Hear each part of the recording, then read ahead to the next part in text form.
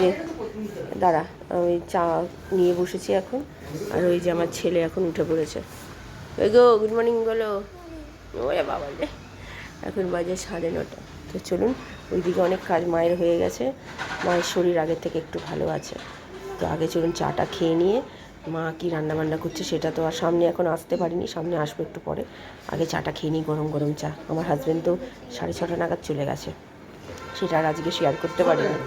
তো চলুন পরে আসছি। নমস্কার, নতুন একটা ভিডিও নিয়ে চলে আসলাম। উঠে পড়েছি, ফ্রেশ হয়ে গেছি, দেখতেই পেলে চা খাওয়া হয়ে গেছে। চা খেয়ে নিয়ে ছেলেকে তোলার এখন প্রসেস চলছে। ছেলে উঠে পড়েছে, গিয়ে ব্রাশ করবে। আর মায়ের বলতে গেলে অর্ধেক কাজ কমপ্লিট। পুজোটা মা করেনি আজকে, মায়ের যেহেতু শরীরটা ভালো না, ভাই করবে পুজো। তো ওটা পরে করবে, আপাতত এখনও সময় হয়নি পুজো করার। তো এখন মায়ের মাছ টাছ ধুয়ে দিয়ে এসেছি, ভাতও বসিয়ে দিয়ে এসেছি। মা গেছে রান্নাঘরে।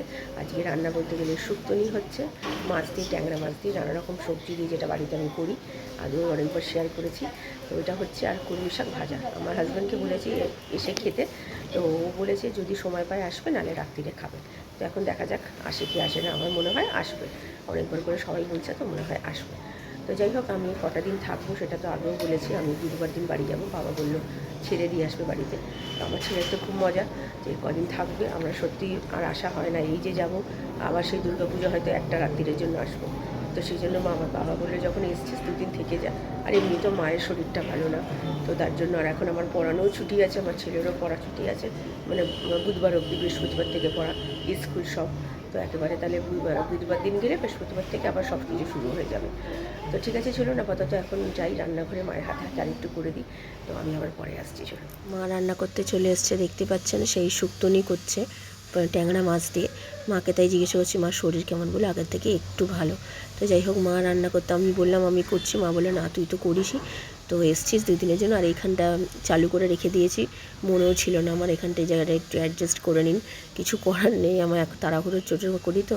তারপরে দেখছি চলছে এরকম। তো যাই হোক, মশলাটা মা ভিজিয়ে রাখলো, আলু দিয়ে মাছের ঝোল করবে, আর ডাঁটা দিয়ে রাত্রিরের জন্য দুবেলায় আজকে ভাত খাওয়া হবে। আর এখানে ওই কলমি শাক নিয়ে এসেছি, কলমি শাকটা বাবা কেটে দিয়েছে।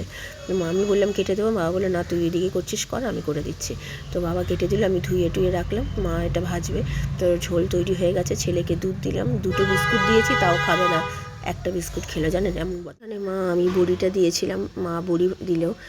আমার বাড়িতে যখন গেছিলো, বড়িটা মায়ের এত ভালো লেগেছিলো, তো মায়ের জন্য একটা প্যাকেট পুরো ধরে বড়ির প্যাকেট পাঠিয়ে দিয়েছিলাম। তো সেই বড়িটাই ভাজছে।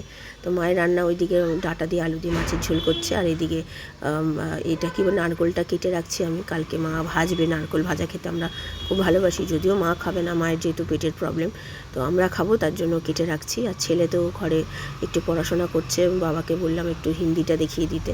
আমার ছেলে বলে আমার নতুন সাবজেক্ট, আমার বাবা তো হিন্দিটা মোটামুটি পারে, তো বাবাকে বললাম একটু দেখিয়ে দিতে, তাই ওর কাছে, মানে বাবার কাছে পড়ছে।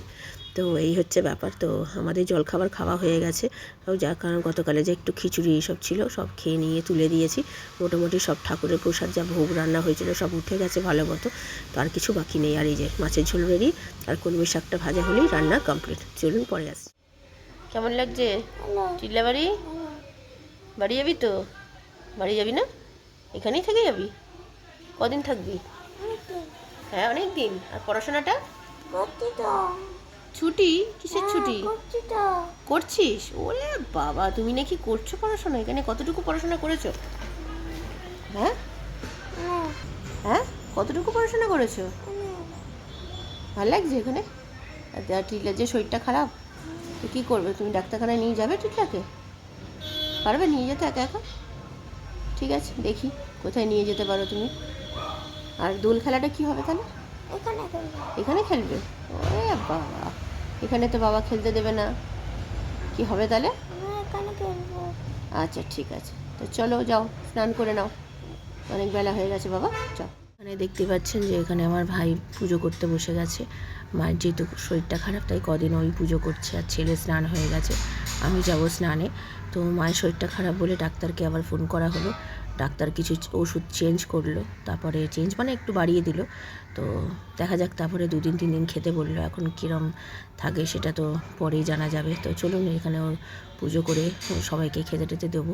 আমার দেরি আছে, আমার বাবা আমার হাজব্যান্ডকে ফোন করেছিল, তো বললো এসে খাবে, তো ওদের ও আসলে আমি খাবো। তার আগে সবাইকে খেতে দিয়ে দিই, দেরি করে খাইয়ে খেতে দিতে চলে আসলাম। আমার হাজব্যান্ডের দেরি আছে যেহেতু, তো ও তো শুধু দুধ বিস্কুট খেয়ে রয়েছে, তো তাও অনেকক্ষণ ধরেই মা বলছিল খেতে, ও খেলো না। তো আমি বললাম একটু দেরি করে খাই তো আমরা, তাই মারা একটার মধ্যে খেয়ে নেয়, তো তার জন্য আমাদের তাড়াতাড়ি করে খিদে পায় না, একটু দেরি করে খাই বলে, তাই বললাম আমি ওকে পরে খাইয়ে দেবো। তো তাই এখন ওকে 2টো বাজতে চললো, ওকে আগে শাক ভাজা দিয়ে খাইয়ে মাছের ঝোলটা দিয়ে, মানে পাতলা করে মাছের ঝোল, দারুণ। কি করছিস? কি করছিস? খেলেই যা তুই, সর। এই যে বললাম না মেন রাস্তা আমাদের, এই দেখুন মেন রাস্তা, এই জন্য এত আওয়াজ হয়, এই জন্য এত আওয়াজ হয়। আমি ভয়েস ওভার দিতে প্রচণ্ড হয়, যে এই বিল্ডিংটা হচ্ছে, এখানে কাজ হচ্ছে, তার জন্য। আর আমার ছেলে যখন ছোটো ছিল ওর ওপরে উঠতে পারতো না, শুধু বলতো কোলে তুলে দাও, কোলে তুলে বলতো ওপরে উঠিয়ে দাও, আবার উঠিয়ে দিলে আবার ভয় পেত। কী রে, মনে আছে তো? মনে নেই? আমার বাবা মা শুয়ে আছে ওই ঘরে, আমার হাজব্যান্ড এখনও আসেনি, ওকে তো খাইয়ে দিলাম, আমি খাবো একটু পরে। তো চলুন, দেখবেন রাস্তা দিয়ে কত গাড়ি ঘরে, এইখানে সারাদিন একদম আওয়াজ, তার জন্যই আমার খুব অসুবিধা হয় এখানে গাড়ি দিতে। চলুন পরে আসছি। ইভিনিং এখন 4টে বাজতে 10 মিনিট বাকি, তো খাওয়া দাওয়া সেরে নিয়েছি, খুব ভালো খেয়েছি। একটু আওয়াজ হচ্ছে, একটু অ্যাডজাস্ট করে নেবেন, এখানে পাশেই যেহেতু রাস্তা, সেটা তো আপনাদের সাথে শেয়ার করলাম। আর আমার হাজব্যান্ড খেয়ে গেছে, এই একটু আগে বেরিয়ে গেল খেয়ে দিয়ে, 3টে 5-10 এসেছিলো, এই কারণে ও আসতে চাইছিল না, জানে দেরি হয়ে যায়, সেই জন্য। আমার বাবা যেহেতু ফোন করেছিল, তো জন্য আর না করতে পারেনি, তাই এসে খেয়ে গেল। আর আমার ভাই আর ছেলে গেছে একটু মানে মায়ের ওষুধ আনতে, ওষুধ যেটা নতুন করে আবার ওষুধ ডক্টর দিয়েছে, তো সেটা আনতে গেছে, তো কাছাকাছি আছে যা গেছে, সেই জন্য ছেলেটাকেও পাঠিয়েছি। তো এই হচ্ছে ব্যাপার। তো আপাতত একটু রেস্ট নেবো, খুবই আওয়াজ, বুঝতেই পারছেন, কথা সামনে এসে কথা কী বলবো, ভয়েস ওভার কী ধরে দেবো, দেখছেন মানে রাস্তার ধারে বাড়ি হলে যা প্রবলেমটা হয় সেটা তো বুঝতেই পারছেন, সবসময় কি আর দরজা জানলা বন্ধ করে কথা বলা যায়? তো ঠিক আছে চলুন, এখন আর বেশি কথা বাড়াচ্ছি না, শুনতে পাচ্ছেন কতটুকু আমি জানি না, বাবা মা ওই ঘরে পাশের ঘরে শুয়ে আছে। তো চলুন আমি এখন একটু রেস্ট নিই, বিকেলে আমার ছেলে আর আমার ভাই চলে আসবে এক্ষুনি, তো আমি আবার পরে বিকেলে আসছি। চলুন, কিনেছিস ভাইয়ের কাছ থেকে? ওই তো এটাই দেখাচ্ছি, 2টো বেলুন। আর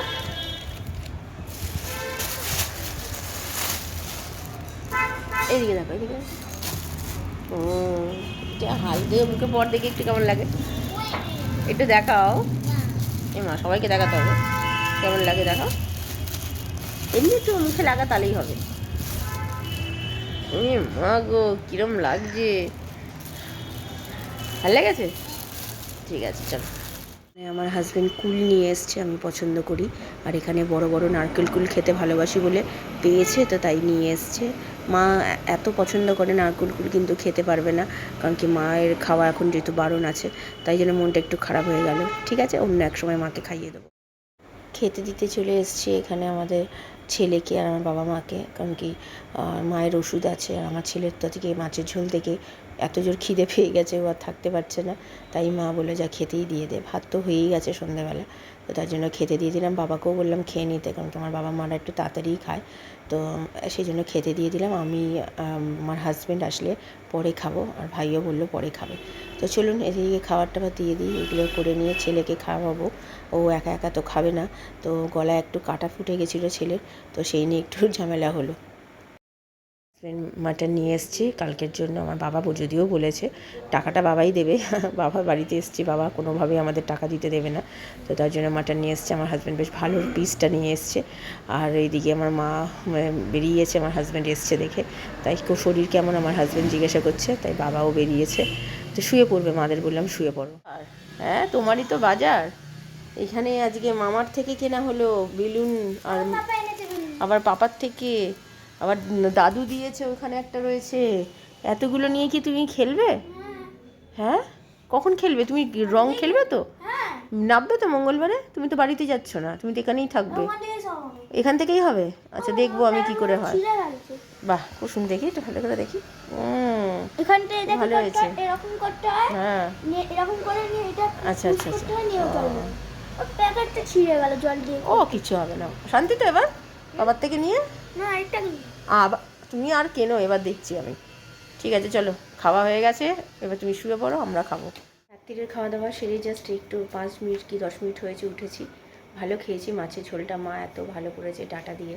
যদিও ডাঁটা আমার হাজব্যান্ড, আমার ছেলে খায় না, আমি খাই, কিন্তু অনেক ডাঁটা ছিল, পুরো খেয়ে শেষ করতে পারিনি। কারণ কি আমার বাবা মা তো ওই মাছের ঝোলটা অতটা খেলো না, ওই যে শুক্তনি করেছিল ট্যাংরা মাছ দিয়ে সকালে, তো সেটাই খেয়েছে বিশেষ করে মা। বাবাকে বললাম খেতে, বাবা খেলো না। মা তাও আজকে রাত্রিরে একটুখানি যেটা ডাঁটা দিয়ে ঝোলটা করেছে সেটা একটুখানি খেতে বললাম, মা খেলো। তাও মায়ের মুখে ভালো লাগলো না, মায়ের শুক্তনি দিয়েই বেশি করে ভাতটা খেয়েছে, তাই ডাঁটাটা একটু বেশি হয়ে গেছে। আর আমার ভাই খায় না ডাঁটা। তো যাই হোক, মোটামুটি সব কাজ গোছানো তো হয়ে গেছে, মায়ের হাতে হাতে যেটুকুন একটু কাজ করতে হচ্ছে, এই জন্য সব করে নিয়েছি। মা শুয়ে পড়েছে, বাবাও শুয়ে পড়েছে। তো চলুন, ভিডিওটা তাহলে আর বড় করছি না। ভালো লাগলে লাইক শেয়ার সাবস্ক্রাইব করবেন। কালকে নতুন একটা ভিডিও নিয়ে চলে আসবো। আপনারা ভালো থাকবেন, সুস্থ থাকবেন, নমস্কার। আর এই যে কী হয়েছে, অনেক পিচকারি কিনেছি। পিচকারি কিনেছে সেটাই, চলুন কালকে দেখা হচ্ছে।